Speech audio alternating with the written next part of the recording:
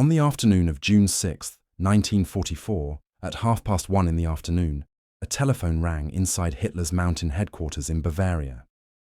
The voice on the other end was tense, barely controlled. The Allied forces had landed in Normandy. They weren't leaving. This single phone call marked the beginning of the end for Nazi Germany. But what's truly shocking is what happened in the 9 hours before that call was made. While 156,000 American, British, and Canadian troops were storming the beaches of northern France, the supreme leader of Nazi Germany was asleep. His staff, terrified of waking him and facing his infamous temper, simply watched as reports piled up. When Hitler finally woke up at 1 in the afternoon and asked for his usual late breakfast, the world had already changed forever. What you're about to hear is the story of one of the greatest military disasters in history, not from the perspective of the Allied victory, but from the German side. This is the story of how a combination of incompetence, ego, paranoia, and delusion turned what could have been a successful defense into a catastrophic defeat. This is the story of how Nazi Germany lost the war in a single day. Let's go back 3 years before D-Day. By 1944, Germany had spent 3 years and enormous resources building what they called the Atlantic Wall. This wasn't just propaganda. Stretching from Norway all the way down to the Spanish border, it consisted of 15,000 fortifications, 6.5 million mines, and 500,000 obstacles designed to tear apart any invasion force before it could even reach the shore. But here's the problem. Behind this impressive barrier was a command structure that was completely broken. The German military leadership was divided by massive egos, contradictory strategies, and a dictator who increasingly meddled in every military decision. The big question that split German commanders was simple but crucial. Where should they meet the Allied invasion? On one side was Field Marshal Erwin Rommel. If you know anything about World War II, you know Rommel was one of Germany's most respected commanders. He'd fought in North Africa, he'd fought in Italy, and he'd learned hard lessons about Allied air power. In November 1943, he was put in charge of coastal defences, and his conclusion was radical. He believed the war would be won or lost on the beaches themselves. His exact words were that they had to stop the enemy in the water, destroy them before they even set foot on land. If the Allies established a beachhead, Rommel believed, Germany's cause was lost. Rommel's strategy was straightforward. Put the panzer tank divisions close to the coast, close enough that they could counterattack within hours of any landing. He'd seen what Allied aircraft could do in North Africa. He knew that moving armoured formations during daylight would be suicide. The tanks needed to be positioned near the beaches, ready to strike immediately before the Allies could dig in. On the other side was Field Marshal Gerd von Rundstedt, Commander-in-Chief of German forces in the West. Rundstedt was old school. He'd been commanding armies since before Hitler even came to power. He believed in traditional German mobile defense tactics. His argument was, let them land. Let them move inland away from their naval gunfire support. Then crush them with concentrated panzer counterattacks in the interior, where German armour could manoeuvre properly. So what happened? Neither strategy was implemented. German tank reserves ended up positioned in a compromise that satisfied nobody. The 21st Panzer Division near Caen could potentially reach the beaches within hours, but the critical 12th SS Panzer Division sat 95 kilometers away to the southeast. The Panzer Lehr Division was stationed 125 kilometers from the coast near Chartres. But here's the worst part. Hitler had personally taken control of these strategic reserves. There were standing orders that required his explicit authorization before any panzer division could move into combat. This meant that even as Allied paratroopers were landing in Norman fields in the hours before dawn on June 6th, German commanders who had tanks within striking distance could only watch and wait for permission that wouldn't come for crucial hours. The intelligence failure made everything worse. German intelligence was split into competing organizations that all hated each other. You had the Abwehr under Admiral Wilhelm Canaris, the SS Intelligence Service under Walter Schellenberg, and Foreign Armies West under Colonel Alexis von Röhne. Each one produced reports that contradicted the others. and all of them had been fooled by Allied deception operations. The Allies had run an operation called Fortitude, and it was brilliant. They convinced German intelligence that the Normandy landings were just a diversion. The real invasion, the Germans believed, would come at Pas-de-Calais, the narrowest part of the English Channel. The Allies even created a fake army, the First United States Army Group, supposedly under General George Patton, and the Germans bought it completely. German intelligence estimated that the Allies had 89 divisions in Britain. The actual number was 47. More importantly, they believed 50 divisions were still sitting in southeastern England, waiting to launch the real invasion. This meant that on June 6th, as the largest amphibious assault in history was happening in Normandy, German High Command thought they were watching a fake-out. The 15th Army, Germany's strongest force with 19 divisions, sat doing nothing near Calais throughout D-Day, waiting to stop an invasion that existed only in German imagination and carefully crafted Allied radio transmissions. The weather played its part too. German meteorologists had predicted storms that would make any amphibious operation impossible for several days. Rommel himself had left for Germany on June 5th. He was planning to celebrate his wife's birthday. On June 6th, then travelled to Hitler's headquarters to ask for more panzer divisions. Multiple division and corps commanders were away from their posts, attending war games in Rennes. The Luftwaffe had reduced its alert status. Naval patrols had been cancelled because of rough seas. So, at 6 in the morning on June 6th, as American soldiers were wading through the surf at Omaha Beach under devastating fire. German military leadership was scattered across Europe. Their reserves were frozen by standing orders. Their intelligence believed the real battle was still weeks away at a completely different location. This wasn't just bad luck. This was systematic failure at every level. Now let's talk about what the Germans were actually facing, because the Allied breakthrough wasn't just about courage or numbers. It was the result of years of coordinated planning, technological innovation, and operational security that German High Command had completely underestimated. The Allies had learned brutal lessons from earlier failures. On August 19th, 1942, there was a raid on Dieppe in France. It was a disaster. Over 3,600 Canadian soldiers became casualties in just 9 hours. But that disaster taught the Allies crucial lessons that shaped everything about D-Day planning. They learned that you couldn't just directly assault fortified ports. Naval gunfire alone couldn't suppress coastal defenses. And armor support was absolutely essential from the very first wave. The solution was the development of specialized armored vehicles. These weren't just modified tanks. They represented a complete rethinking of amphibious assault doctrine. There were D.D. Sherman tanks, duplex drive tanks that could actually swim ashore using a collapsible canvas screen and twin propellers. These tanks could provide direct fire support to infantry in those critical first minutes.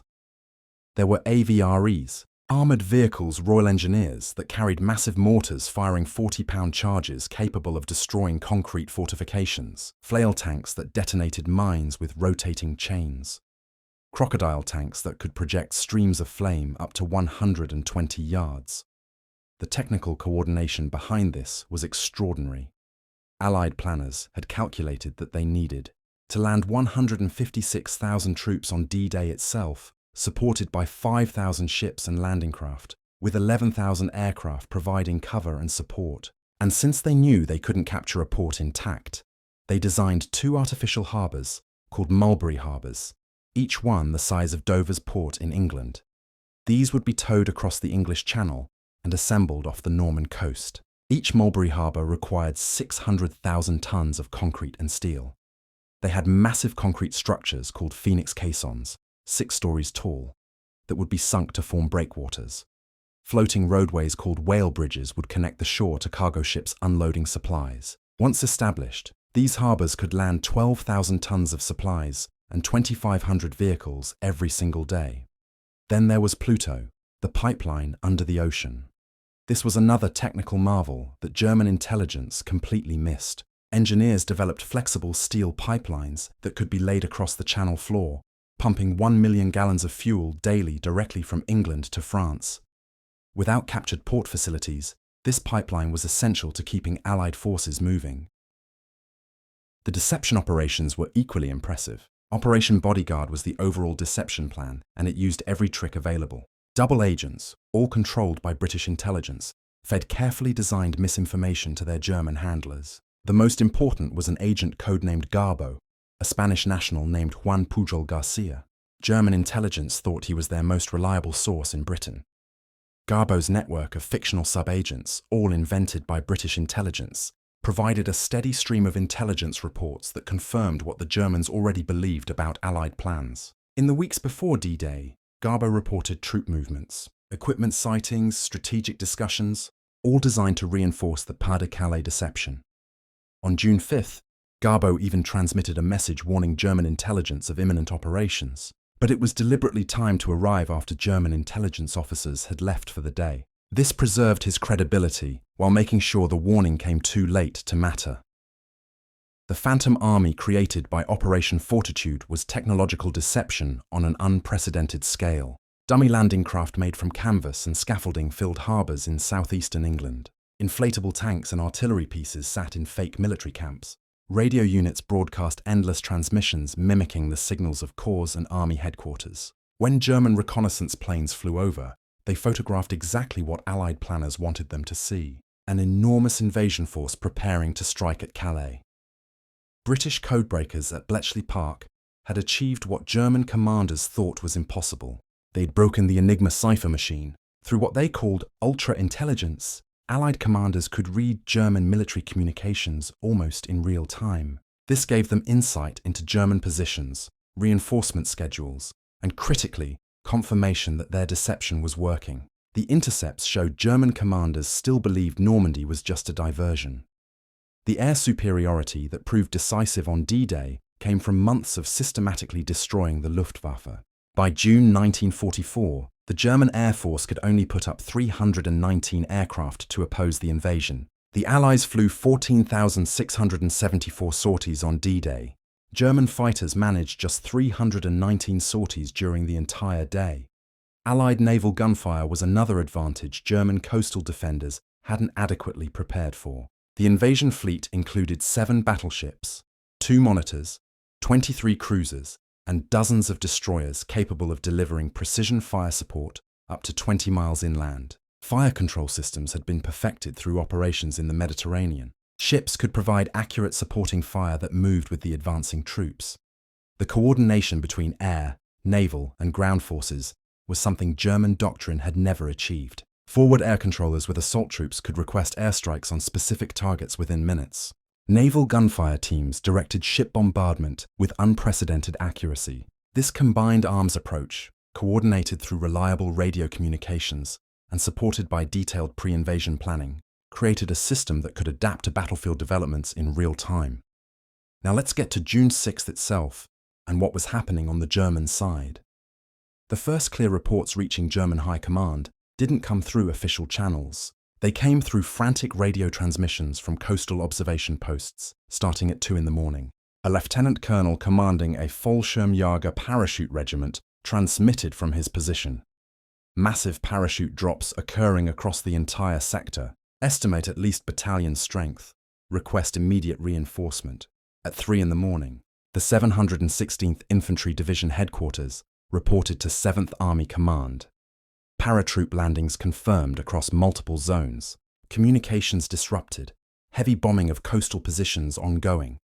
The message reached General Friedrich Dollmann, commanding 7th Army. He faced Hitler's paralyzing standing orders. He couldn't commit armoured reserves without authorization from high command. The critical failure happened between 4 in the morning and 6:30. As dawn broke over the Norman coast, and the largest fleet in human history appeared offshore, German commanders with divisions capable of reaching the beaches within hours could only watch through binoculars and keep requesting permission to move. Major General Edgar Feuchtinger commanded the 21st Panzer Division, stationed just 15 kilometers from the coast. He got reports of British glider landings near his headquarters at 2:30 in the morning. His panzers could have reached Sword Beach before the first British troops came ashore. His requests to move were denied, pending authorization from above. At 6 in the morning, as American forces began their assault on Omaha Beach under murderous fire, General Alfred Jodl, Hitler's chief of operations staff, refused to wake Hitler. He told officers requesting authorization to release panzer reserves that the situation was unclear. They had to wait for better intelligence before disturbing Hitler with preliminary reports. The turning point came at 10 in the morning when the general commanding the 716th Infantry Division, defending Golden Juno beaches, sent his final clear report.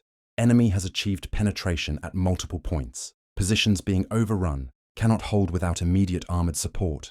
Situation critical. The transmission ended suddenly as British forces overran his headquarters bunker. Hitler finally got his briefing at 1:30 in the afternoon, 9.5 hours after the first paratroopers landed. According to testimony from his generals recorded at the Nuremberg trials after the war, Hitler's first reaction was dismissive. He said this was the diversion they'd expected. The real invasion was coming at Calais. They had to hold the reserves for the main attack. When Field Marshal von Rundstedt requested immediate release of the 12th SS Panzer and Panzer Lehr divisions at 2 in the afternoon, Hitler only authorized limited movement. One division could move toward Caen. The others had to stay in position to counter the Calais invasion that existed only in his imagination. This single decision effectively lost the battle. The 21st Panzer Division, finally given permission to attack at 3 in the afternoon, advanced toward the British beachhead, but ran straight into the full power of Allied naval gunfire. The division commander later testified that concentrated naval bombardment destroyed 40% of his tanks before they even reached the coast. By 4 in the afternoon, situation reports painted a picture of disaster. The 352nd Infantry Division at Omaha Beach, which had fought magnificently all morning, reported ammunition critically low, casualties exceeding 50%, American forces advancing inland, cannot hold positions beyond nightfall. The artillery commander transmitted at 4:45. Observed ships extending to the horizon. This is no diversion. Request permission to withdraw to secondary positions. Permission was denied. At 5:30 in the afternoon, German commanders got the intelligence assessment they'd been dreading. A Luftwaffe reconnaissance pilot, flying one of the few missions managed that day, confirmed Allied ships numbering in the thousands. His report was stark. Invasion fleet extends across a 50-mile front, estimate over 4,000 vessels, continuous landing operations on all beaches. This is the main invasion. Field Marshal Rommel, racing back from Germany, didn't reach his headquarters until 10 at night. His chief of staff briefed him on the day's disasters. According to post-war testimony, Rommel's response was immediate and crushing. The war is lost. We have lost the decisive battle. Everything I warned about has come to pass. The final blow came through radio intercepts. At 11:15 that night, German listening posts recorded massive radio traffic from southeastern England, the phantom 1st US Army group that supposedly was waiting for the Calais invasion. Intelligence officers reported, Patton's force remains in England, no signs of movement toward embarkation. Normandy may be the main effort, but this realization came 17 hours too late.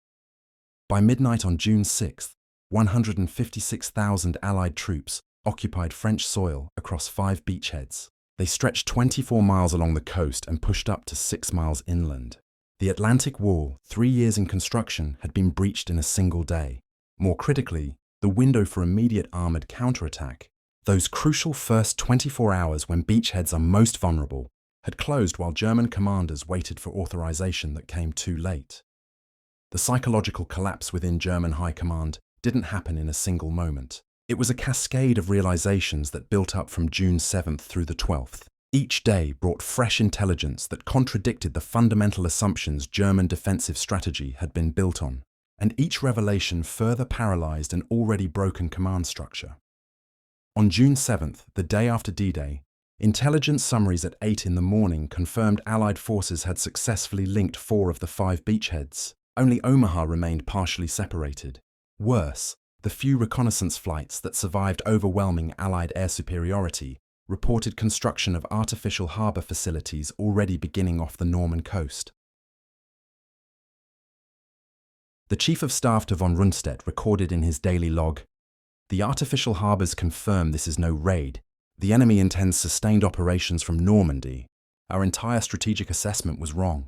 The 15th Army, Germany's strongest force with 19 divisions, remained frozen near Calais on June 7th, still waiting for the real invasion. Hitler and High Command intelligence continued believing Normandy was a diversion, but field commanders watching the build-up firsthand knew better.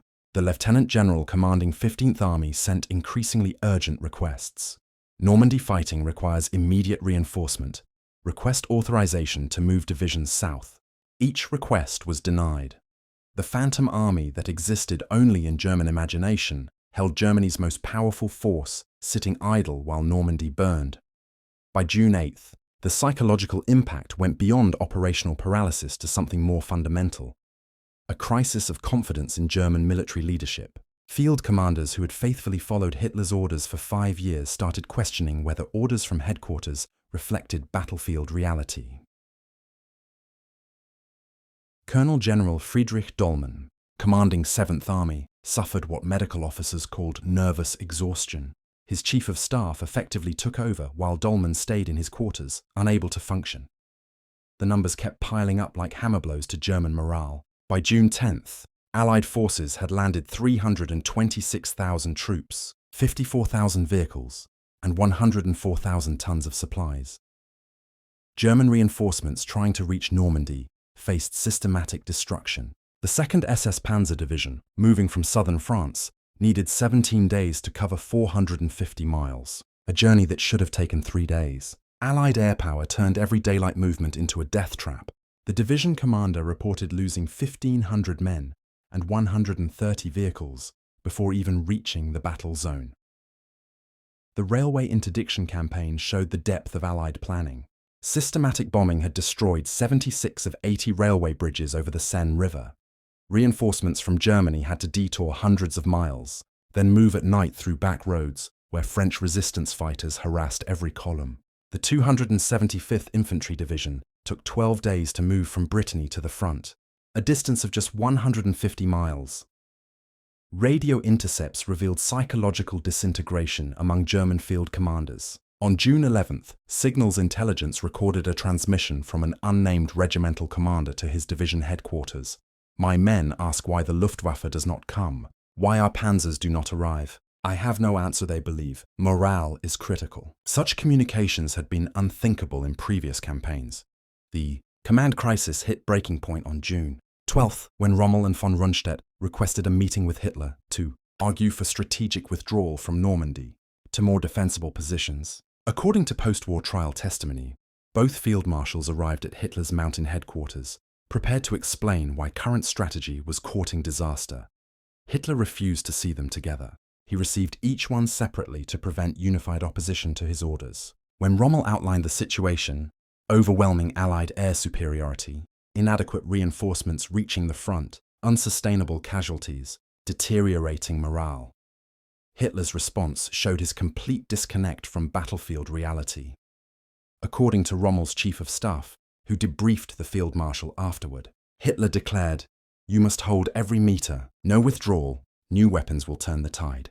When Rommel asked for details about these weapons, Hitler spoke vaguely of jets and rockets that would soon devastate Allied forces. Von Rundstedt's separate meeting produced similar results. When he explained the strategic necessity of creating mobile reserves by shortening defensive lines, Hitler responded with accusations of defeatism. According to testimony at Nuremberg, Hitler stated, "The Atlantic Wall must be held. Any commander who speaks of withdrawal will be dismissed." The psychological impact reached German soldiers witnessing the material disparity firsthand. Captured documents and prisoner interrogations revealed troops comparing their situation to the worst. Moments on the Eastern Front, a letter from a non-commissioned officer intercepted by Allied intelligence stated, "We fight well, but it means nothing.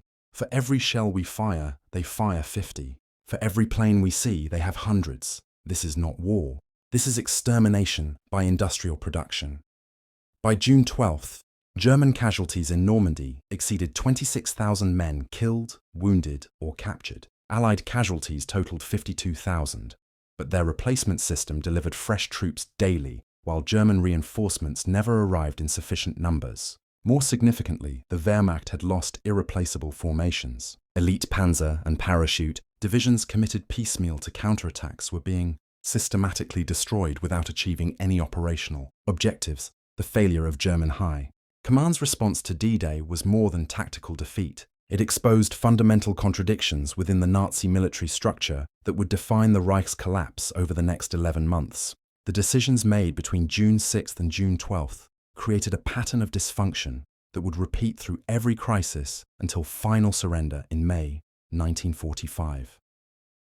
Field Marshal Wilhelm Keitel, Chief of Armed Forces High Command, testified at Nuremberg that D-Day revealed what senior commanders had privately understood but never openly acknowledged. Hitler's military judgment had become detached from reality. His refusal to authorize tactical withdrawals, his insistence on holding every position, his belief in wonder weapons rather than sound strategy. These lost Germany the war in the West before summer, ended the command paralysis that kept German armor frozen during D-Day's crucial first 24 hours wasn't an aberration. It was the logical result of Hitler's centralization of military authority. One general, analyzing the campaign after the war for US military historians, explained, "A corporal commanded field marshals. Local commanders who understood battlefield conditions couldn't act. Distant commanders who could authorize action didn't understand conditions. This gap between authority and knowledge proved fatal." The numbers confirmed the catastrophic nature of German defeat. By June 30th, less than a month after the invasion, German casualties in Normandy exceeded 80,000 men killed, wounded, or captured. 8 divisions had been destroyed as effective fighting forces. The Panzer Lehr Division, one of Germany's elite armoured formations, reported on June 29th that it had only 40 operational tanks remaining from an initial strength of 190. Its commander transmitted, "My division is finished, can no longer conduct offensive operations." More significantly, Germany's strategic situation had become impossible. The two-front war that German military planners had warned Hitler against in 1941 now consumed German forces at unsustainable rates. In June 1944 alone, Wehrmacht casualties across all fronts exceeded 450,000. 150,000 in the west, 300,000 in the east. Germany's monthly tank production averaged 670 units. The Soviet Union produced 2,000. American industry produced 2,100. The mathematics of industrial warfare had become undeniable.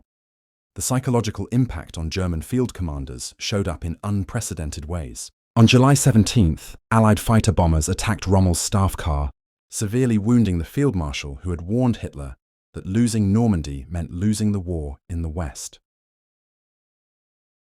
On July 20th, a bomb exploded in Hitler's conference room. This was the most serious of multiple assassination attempts by military officers who concluded Germany's only hope was removing Hitler and negotiating peace with the Western Allies. The conspiracy involved dozens of senior Wehrmacht officers who had concluded Hitler's leadership guaranteed Germany's destruction. The plot failed. Over 5,000 suspected conspirators were executed, including Rommel, who was forced to commit suicide in October. This further paralyzed German military effectiveness. Surviving commanders understood that questioning orders now meant execution. General Dwight Eisenhower, Supreme Allied Commander, wrote in his post-war memoir that German High Command's failure to commit armoured reserves on D-Day remains one of history's decisive command failures. Had those panzers struck the beaches in the first 24 hours while Allied forces remained vulnerable, the outcome might have been vastly different. Their hesitation gave the Allies a foothold that nothing could then remove. Military historians analysing German command decisions identified multiple interconnected failures. The intelligence disaster, believing Normandy was a diversion, came from Hitler's tendency to accept intelligence confirming what he already believed while dismissing contradictory evidence. The command paralysis, requiring Hitler's authorization for operational decisions, reflected his distrust of professional military officers. The strategic inflexibility refusing tactical withdrawals to create mobile reserves represented his belief that willpower could overcome material disadvantage. Soviet Marshal Georgy Zhukov, speaking to historians in 1966, offered the Eastern Front perspective. D-Day forced Germany to fight the two-front war we needed them to fight, but more importantly, it demonstrated that Hitler would interfere in military operations even when such interference guaranteed defeat. This we had already learned from 1941 to 1943. The Western Allies learned it in 1944. Hitler's greatest gift to us was his refusal to let competent commanders command. The Allied assessment completed in September 1944 concluded, German defensive doctrine proved sound, German fortifications were formidable, German soldiers fought courageously, but German command structure was dysfunctional, German intelligence was catastrophically flawed, and German strategic leadership was divorced from operational reality. These institutional failures, not Allied superiority in courage or tactical skill, decided Normandy's outcome. The final numbers revealed the scale of German disaster. By September 1st, when Allied forces liberated Paris and reached the German border, Wehrmacht losses in the West totaled over 500,000 casualties. 28 divisions had been destroyed. Germany had lost France, its Atlantic Wall, and most critically, the strategic initiative. From D-Day forward, Germany fought a defensive war of retreat that could only end in unconditional surrender.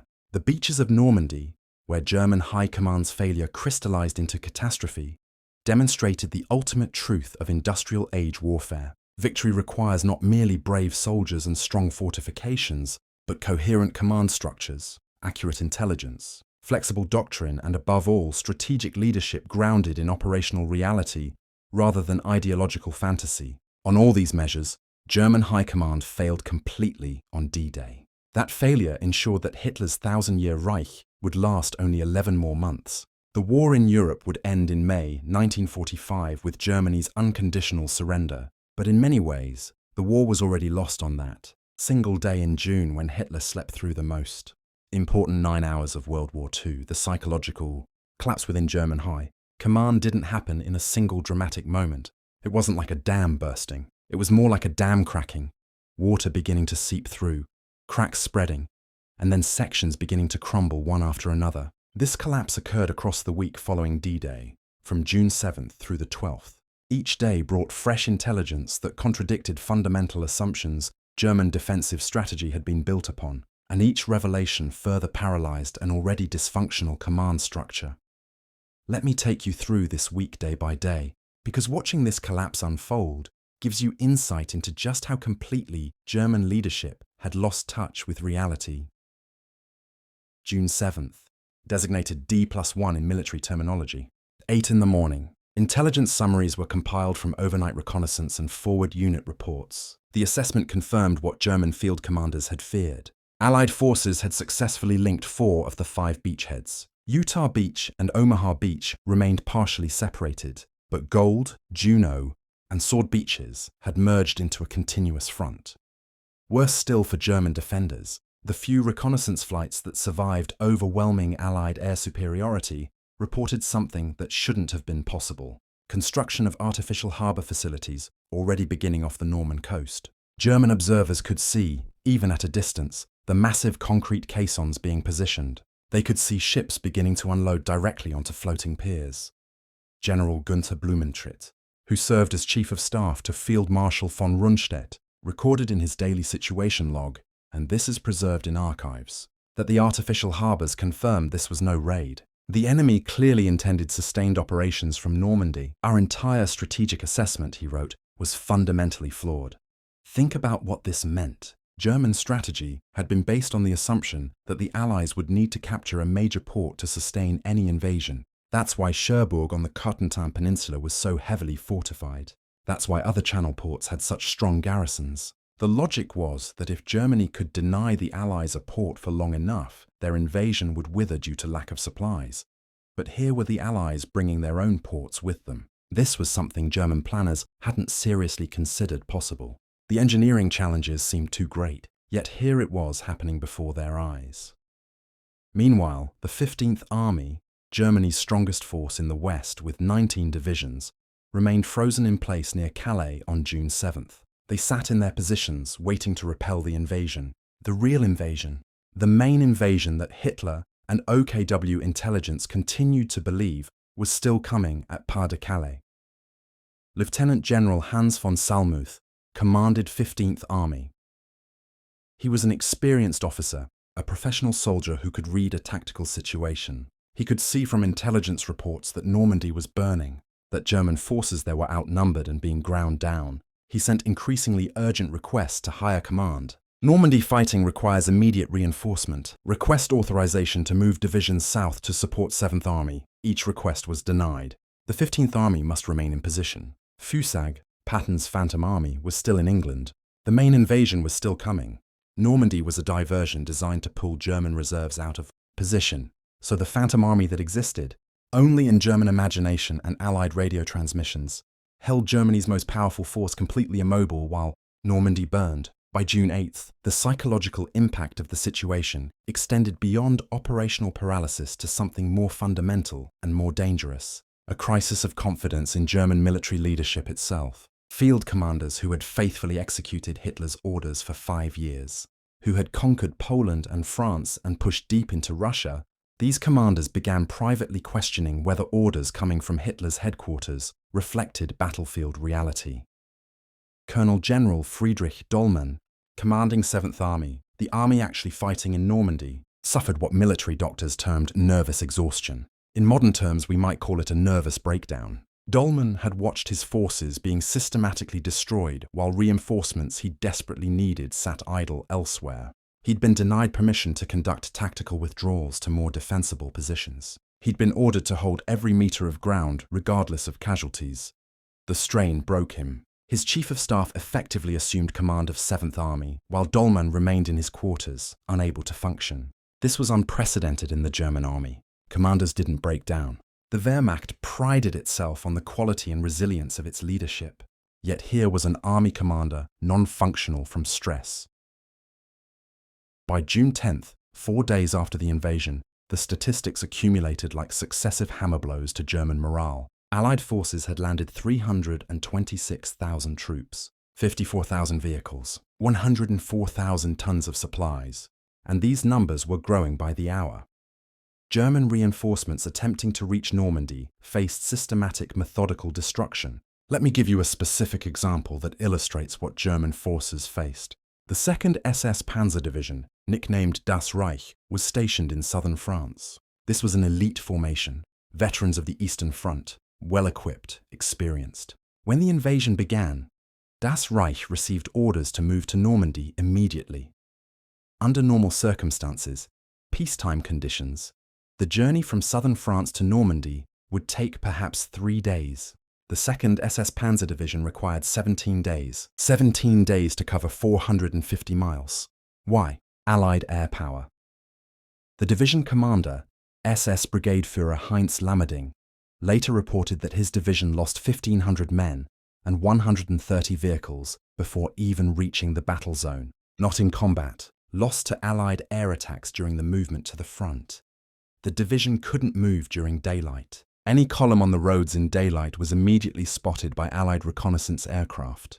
Within minutes, fighter bombers would appear. American P-47 Thunderbolts and British Typhoons carrying rockets and bombs would dive on the column. Vehicles would explode. Men would be killed and wounded. The column would scatter into nearby woods and wait for darkness.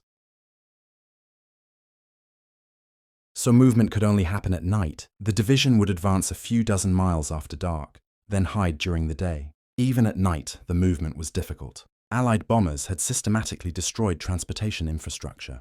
Bridges were down, railway lines were cut, roads were cratered. The division had to take long detours, use secondary roads, constantly stop to clear obstacles or repair damaged routes. And even when not under direct air attack, the division faced constant harassment from French resistance fighters. The French resistance, coordinated with Allied commands, knew the division's route. They ambushed supply columns, they cut telephone lines, they provided intelligence to Allied aircraft about German positions. Moving through France had become a nightmare. The 2nd SS Panzer Division's experience wasn't unique. It was typical. The railway interdiction campaign revealed the depth and sophistication of Allied planning. Allied bombers had systematically destroyed 76 of the 80 railway bridges over the Seine River.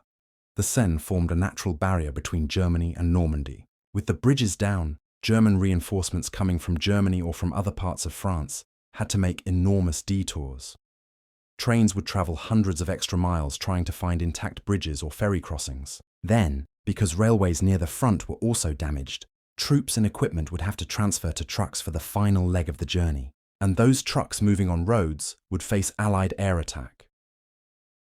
The 275th Infantry Division provides another example. This division was stationed in Brittany in western France. Brittany to Normandy, the distance was only about 150 miles. Under normal conditions, a march of perhaps 4 or 5 days. The division required 12 days. 12 days to move 150 miles. And they arrived exhausted, disorganized, having lost vehicles and equipment throughout the journey. German commanders on the ground understood they were facing something unprecedented.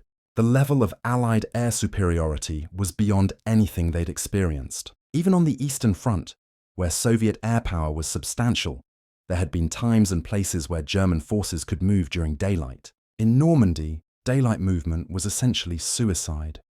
Radio intercepts revealed the psychological disintegration spreading through German field units. Allied signals intelligence, constantly monitoring German radio traffic, intercepted a transmission on June 11th from an unnamed regimental commander to his division headquarters. The message was brief but devastating in its implications. My men ask why the Luftwaffe does not come. Why our panzers do not arrive. I have no answer that they believe. Morale is critical.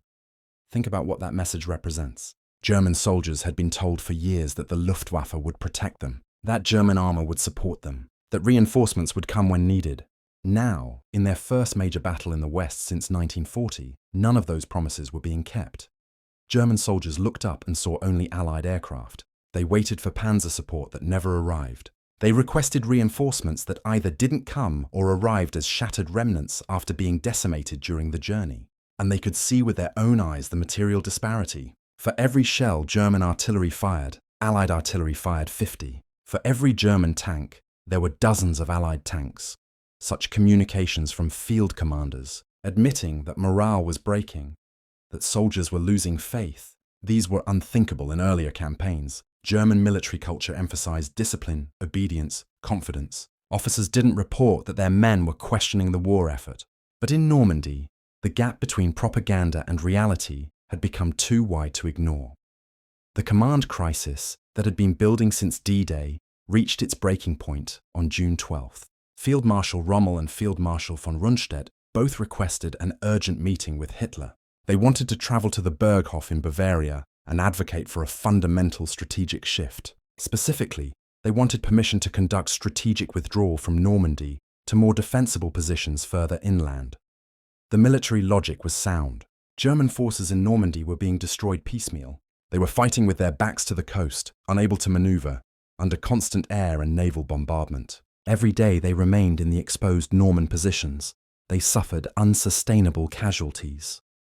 Rommel and von Rundstedt wanted to withdraw 20 or 30 miles inland, away from naval gunfire range. They wanted to create a more compact defensive line that would require fewer troops to hold, freeing up divisions to form mobile reserves. They wanted to trade space for time, giving German forces room to maneuver while waiting for weather to potentially ground Allied aircraft, or for diplomatic initiatives to split the Allied coalition. According to testimony at post-war trials, both field marshals arrived at Hitler's headquarters on June 12th, prepared with detailed briefings, maps, casualty figures, everything needed to make their case that current strategy was unsustainable and courting disaster. Hitler refused to see them together. This was deliberate. Hitler understood that if his two senior field marshals in the West presented a united front, their recommendation would be harder to dismiss. So he received each one separately in private meetings. When Rommel outlined the situation, describing overwhelming Allied air superiority, inadequate reinforcements reaching the front, unsustainable casualties, deteriorating morale, and the impossibility of defending the current positions indefinitely, Hitler's response revealed his complete detachment from battlefield reality.